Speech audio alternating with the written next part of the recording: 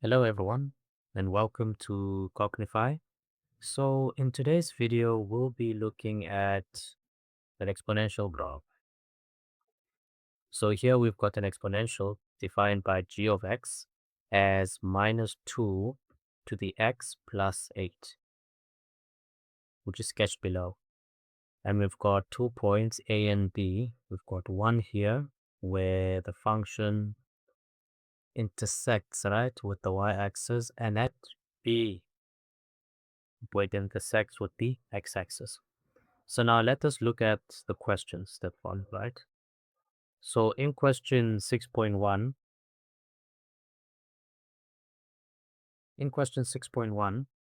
we are required to find the range of G. So what does that mean? So the range, okay, if we look at the y-axis, right? So these are basically valid values of y for which our function is defined. So as you can see here, our function, if we go from left to right, right? As we go from left to right, our function is decreasing.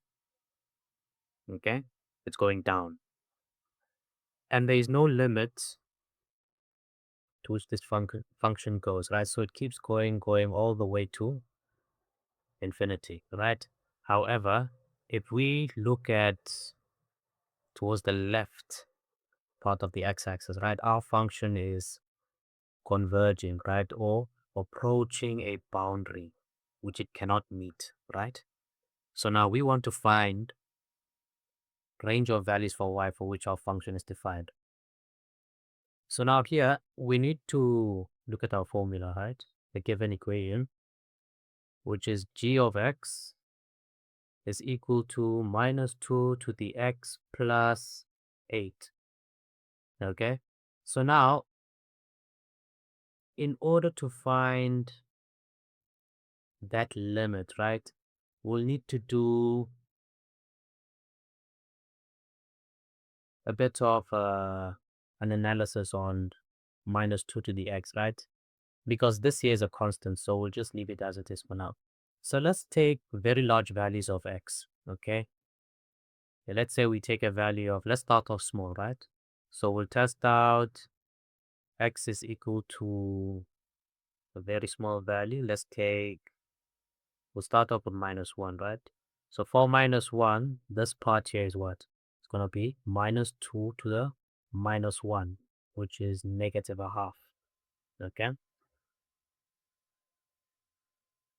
Which is negative a half, right? And now the next part, let's take a very large number, right? Let's take, I don't know, maybe 1,000. Then this will be -2 to the minus 1,000. So now this number here is going to be very small, right? But what we do know is that it approaches 0. Okay. So you can test this out for yourself by plugging in values of x, right? Which are negative. So now as our function, or let me just say as x approaches infinity, right? What's going to happen? -2 to the x is going to approach 0.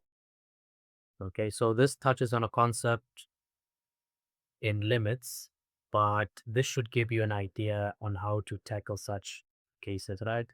So now, since our function approaches a particular limit, right, let's apply that to our actual function. So g of x, okay, this is what we have, right? So now, as x approaches infinity, g of x will approach 0 plus 8, which is 8, okay? So this horizontal asymptote here, right? It's at 8. That's what that means. Okay. So the range of G is what then? So G of X is strictly less than 8. Okay. So it doesn't touch that boundary, it just approaches it. Okay then. So now let's go to the next question. So in question 6.2, We now want to find the coordinates of B.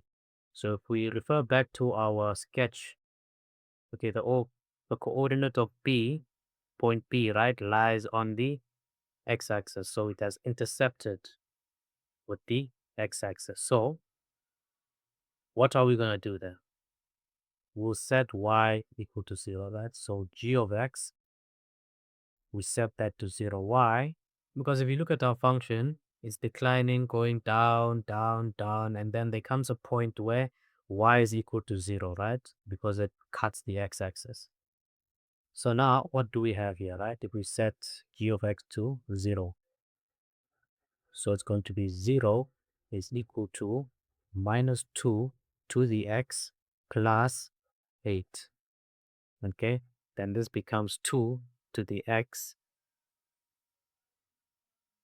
2 to the x is equal to 8. Let me just quickly clean this part up. So it's plus 8. It's not an exponent.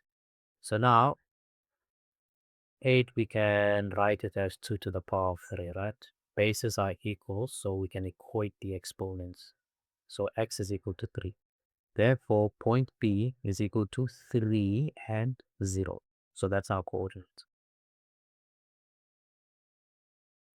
Now let's look at the next question, right? So in 6.3, if G is reflected over the x-axis to form a new graph, right? H, determine the equation of H.